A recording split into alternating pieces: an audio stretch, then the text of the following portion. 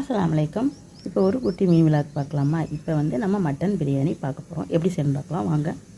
இப்போ அடுத்த ஒரு குக்கரை வச்சு நான் நெய் சேர்த்து ரீபெண்டால் எது வேணாலும் சேர்த்துக்கலாம். ரீபெண்டால் கடலெண்ணெய் எது வேணாலும் சேர்த்துக்கலாம். நான் இப்போ கடலெண்ணெய் தான் சேர்த்துக்கிறேன். இப்போ எண்ணெய் சேர்த்தாச்சு தேவையான அளவு. இப்போ எண்ணெயும் நெய்யும் நல்லா காஞ்சிருச்சு. இப்போ இதில் பிரியாணி இலை, பட்டை, கிராம்பு, ஏலக்காய் எல்லாமே 4 சேர்த்துக்கிறேன். பிரியாணியில் 2 சின்னதாக இலை சேர்த்துக்கிறேன். இப்போ இதெல்லாம் பொரியட்டும். நான் இப்போ இந்த உலக்கால் ஒரு உலக்கு அரிசி சேர்த்துக்கிறேன். இப்போ இது எல்லாமே நல்லா பொரிஞ்சிடுச்சு. இப்போ இதில் வெங்காயம் சேர்த்துக்கலாம். வெங்காயம் எல்லாத்தையும் நல்லா சேர்த்துக்கலாம். இப்போ இந்த வெங்காயத்தை நல்லா வதக்கிக்கலாம். இந்த வெங்காயம் நல்லா வதங்கட்டும். நல்லா கோல்டன் ப்ரௌனாக வதங்கணும். அப்போ தான் நல்லாயிருக்கும். இப்போ நல்லா வதங்கட்டும் பார்க்கலாம். இப்போ வெங்காயம் நல்லா வதங்கிடுச்சு. இப்போ இதில் பச்சை மிளகாய் சேர்த்துக்குவோம். இதையும் நல்லா வதக்கிக்கிறோம். இப்போ இதில் புதினாவும் மல்லியும் ஒரு கைப்பிடியாலும் சேர்த்துக்கலாம். இதையும் சேர்த்து வதக்கிக்கிறோம். இப்போ இதில் தக்காளி சேர்த்துக்கலாம்.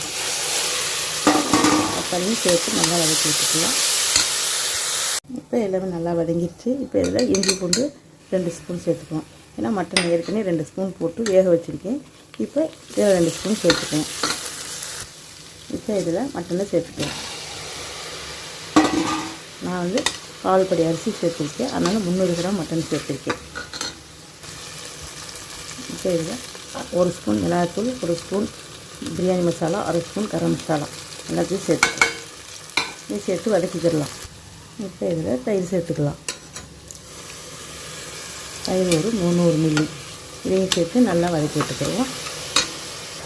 இப்போ இதில் லெமன் சாறு 1 ஸ்பூன் இதை சேர்த்து நல்லா மிக்ஸ் பண்ணிக்குவோம்.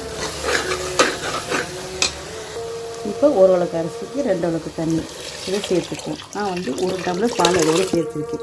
இதையும் சேர்த்து நல்லா மிக்ஸ் பண்ணிக்குவோம். இந்த தண்ணி கொதி வரட்டும் பார்க்கலாம். இப்போ பாருங்கள் தண்ணி நல்லா கொதிக்குது. இப்போ அதில் அரிசியை சேர்த்துக்கலாம். இப்போ அரிசி எல்லாத்தையுமே சேர்த்துக்குவோம். இப்போ இதை நல்லா மிக்ஸ் பண்ணிக்குவோம். அரிசி உடையாமல் மிக்ஸ் பண்ணிக்கலாம். இப்போ மிக்ஸ் பண்ணியாச்சு. இப்போ பார்க்கலாம், கொதி வர விட்டு பார்க்கலாம். இப்போ பாருங்கள் ஓப்பன் பண்ணி பார்க்கலாம். பாருங்கள் எப்படி இருக்குன்னு. ரொம்ப சூப்பராக ரெடி ஆகிக்கிட்டு இருக்கு பாருங்கள். இப்போ இது எல்லாமே நல்லா கிண்டி விட்டுட்டு நம்ம பார்க்கலாம். இங்கே பாருங்கள் அடுப்பு ஆஃப் பண்ணியாச்சு. 2 நிமிஷம் ரெஸ்ட்டில் இருக்கட்டும் பார்க்கலாம். இப்போ பாருங்கள் நல்லா 2 நிமிஷம் ரெஸ்ட்டு விட்டாச்சு. இப்போ பாருங்கள் நல்லா உதிரியாக பொழுன்னு வந்துடுச்சு. நம்ம வீட்டு மட்டன் பிரியாணி ரொம்ப சூப்பராக இருக்குது பாருங்கள். ரொம்ப நல்லாயிருக்கு. இதே மாதிரி நீங்களும் செய்து பாருங்கள். உங்களுக்கு பிடிச்சிருச்சுன்னா எப்படி இருந்துச்சுன்னு கமெண்ட் பாக்ஸில் கமெண்ட் பண்ணுங்கள். மறந்துடாமல் கமெண்ட் பண்ணுங்கள். அடுத்த ஒரு மினி விழாக்கில் பார்க்கலாம். பாய்.